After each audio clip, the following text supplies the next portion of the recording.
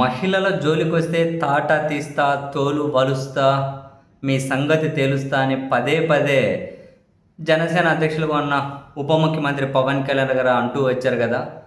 ఇప్పుడేమో వాళ్ళ పార్టీ నాయకులు రోజుకొకరు మహిళల జోలికి వెళ్ళి చాలా దారుణంగా బయటపడుతూ ఉన్నారు కదా. మరి వాళ్ళ మీద ఏం చర్యలు తీసుకుంటూ ఉన్నారు? నేరుగా పవన్ కళ్యాణ్ గారు స్పందించాలి అని సోషల్ మీడియాలో చర్చ జరుగుతూ ఉంది. అయితే మనం అర్థం చేసుకోవాల్సింది ఏంటి అంటే, ఎంతమంది మీదైనా స్పందిస్తాడు పాపం పవన్ కళ్యాణ్ గారు? రోజుకొకరు. ఒకసారేమో అంటే చిన్న చితకాల కథ పక్కన పెట్టి, ఒకసారేమో తిరుపతిలో కీలకంగా జనసేనలో ఉన్న ఆయన ఎపిసోడ్ సీరియల్ లాగా సాగారు. అది అయిపోతే ఏకంగా రైల్వే కోడూరు ఎమ్మెల్యే గారి ఎపిసోడ్ అది ఇంకా సాగుతూనే ఉంది. సీరియల్ లాగా సాగుతూనే ఉంది. ఇట్లాంటివి ఎన్ని తాజాగా కూడా చూడండి.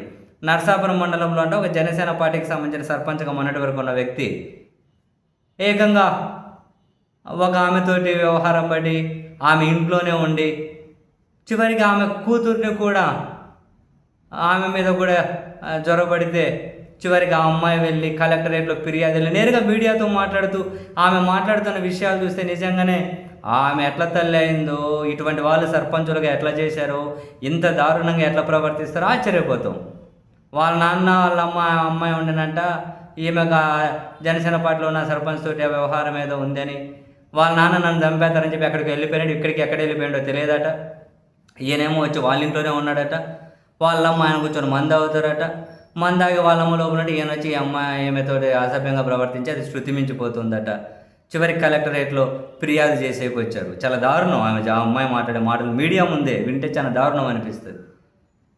ఇప్పుడేమో నెటిజన్లు పవన్ కళ్యాణ్ గారు స్పందించాలంటే నిజం చెప్పాలి అంటే అటువంటివి ఒక పార్టీ అధ్యక్షుడిగా ఆయన ఏమంటారు, ఇట్లాంటి ఎవరైనా చేయమని ప్రోత్సహిస్తారా? అసలు వాళ్ళ దృష్టిగానే పోయి ఉండవు కొన్ని. కానీ ఆయనేమో ఆవేశపూరితంగా మాట్లాడతారు కదా, సంగతి తెలుస్తా అని. అటువంటిప్పుడు మరి ఏంటి మీ అకౌంటబిలిటీ? మీ పార్టీకి సంబంధించిన ఎమ్మెల్యే ఇట్లా చేస్తే, మీ పార్టీకి సంబంధించినటువంటి తిరుపతిలో కీలక నేతలు అట్లా చేస్తే వాళ్ళ మీద చర్యలు తీసుకోలేదు. ఇప్పుడు మళ్ళీ సర్పంచులుగా ఉన్న వాళ్ళు చేశారు. ఒకరి మీద కూడా చర్యలు తీసుకోవట్లేదు కదా. మీరు వరుస పెట్టేటువంటి అందరూ చేసుకుంటూ వెళ్తారు కదా.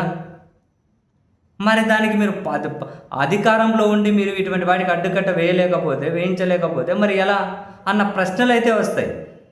పవన్ కళ్యాణ్ గారు ఇటువంటి అంశాల్లో నేరుగా ఇన్వాల్వ్ అయ్యో లేకుంటే నేరుగా ఆయన సమాధానం చెప్పకపోయినా ఆయన చర్యల ద్వారా ఆయన సమాధానం చెప్పాల్సి ఉంటుంది. బహుశా నెటిజన్లు ఇప్పుడు అడుగుతున్నది కూడా అదే కావచ్చు. అరే వరుస పెట్టి రోజుకొకరు ఏదో ఒకటి బయటపడుతూనే ఉన్నారు. ఇంకెంతమంది మీద స్పందిస్తాడు? కానీ ఏదో ఒకటి కొన్ని చర్యలు అయితే తీసుకొని మిగిలిన వాళ్ళకు ఒక గట్టి సందేశాలు అయితే పంపించాల్సిన అవసరం ఉంది కదా.